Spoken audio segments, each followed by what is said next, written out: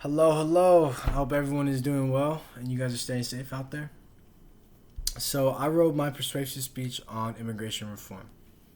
So, to begin, over 47 million Americans around the world are immigrants. Now, that accounts for about 15% of the American population. Yet, due to harsh immigration laws, many foreigners and first generation families are struggling to migrate to the United States. Our current immigration laws alienate and spread fear to undocumented people residing in the United States. Many hardworking immigrants are facing harsh punishment from our United States government and are forced to leave their homes and their families no matter how long they have been living in the United States. The amount of administrative arrests have increased up to 30% from 2018 to 2019, according to Rebecca Sharpless, a professor in the Department of History at Texas Christian University. Now, most deportations consist of immigrants with no past criminal records. They're deporting innocent parents, cousins, and uncles who are trying to build a new life for themselves and their family. As a growing nation, it's important to reevaluate our past and promote immigration reform. As a nation, we are in dire need of immigration reform and the benefits of simpler deportation laws. The United States has always had harsh immigration laws for immigrants trying to obtain a chance of freedom and prosperity. Whether it was the Irish migrating to America in the 1800s or the Japanese in the early 1900s, we as a nation constantly make the same mistake in regards to immigration laws. We have always tried to secure our borders instead of developing sufficient laws that will help immigrants trying to escape tyranny and persecution. Even in our modern day, the Trump administration has made it difficult for immigration reform. According to the article Trapped at the Border, the four-land Hondurans hoping to reach the U.S.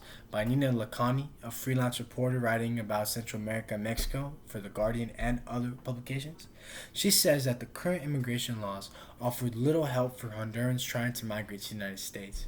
She says as many as 4,000 Hondurans, including pregnant women, children, and fathers remain trapped at the Guatemalan-Mexico borders, awaiting permission to continue the long journey to the United States. These poor people just want to escape tyranny and injustice so that their families can build something for themselves. They want to come here to America and provide work and provide entrepreneurship to us. Rather, they don't want to come here and take our jobs. They want to come over here and save their lives and build something for themselves. Now, some may argue that the Trump administration is protecting our country from outside threats and that our strict immigration laws are what's keeping us safe. However, this claim is only harboring xenophobic attitudes towards immigrants and falsely justifying prejudiced immigration laws. Many local and state officials across the country are promoting anti-immigrant laws by feeling prejudiced attitudes towards immigrants. These local and state officials are using fear-mongering tactics in an effort to deport innocent, law-abiding immigrants from their home. According to the Catholic Social Teaching, The Right to Migrate and the Right to Regulate Borders by Dr. Chad Marzin and Dr. William Woodyard, they wrote in the San Diego Law Review, efforts to restrict immigration laws have quickly surfaced at the local and state level.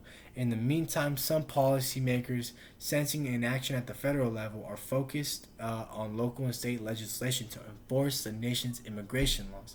They want to enforce the nation's immigration laws. And at least 6 states have enacted laws which require local police to determine the immigration status. So what's going on here is that the police are allowed to detain individuals based on not reasonable suspicion, that they are arresting people and deporting people based on the color of their skin because they are allowed this power, this privilege to decide whether or not people have reasonable suspicion. Now you can already see where that law can seem to crack, where racism can come in and tear families apart and make people move out of their own homes and in their own lives based on these own police officers' ability to arrest and detain people that have reasonable suspicion. Now, harsh immigration laws provide a false sense of safety and security. As a country, America enforces complex and strict immigration laws, and these laws only hinder our status of the United States because they tear families apart. Now, There are many benefits from immigration reform that will positively impact the economy and the well-being of the United States. Immigrants generate more money and create a better economy. That's way different than the belief that immigrants are gonna come and they're gonna take American jobs and they're gonna mess up the economy. It's quite the opposite. They come here and they actually build their own jobs, and when they come here, uh, they're able to boost entrepreneurship and boost the economy. They start their own small businesses such as auto body shops, hair salons, cultural restaurants, the elote man, and so much more. They promote small businesses and bring entrepreneurial spirit back into America. Now, our strict immigration laws are only restricting the opportunity for immigrants to contribute to our economy. But the negative stereotypes about immigrants uh, greatly impact the perception of immigration and makes it very hard for America to utilize the potential of having more immigrants in the United States. Because we are a nation of immigrants, and these immigrants that came laid the railroads, built our cities, pioneered new industries, and created the foundations of what America is today. But our current immigration laws do not reflect the foundations of which America is built on. America believes in freedom, liberty, and justice for all.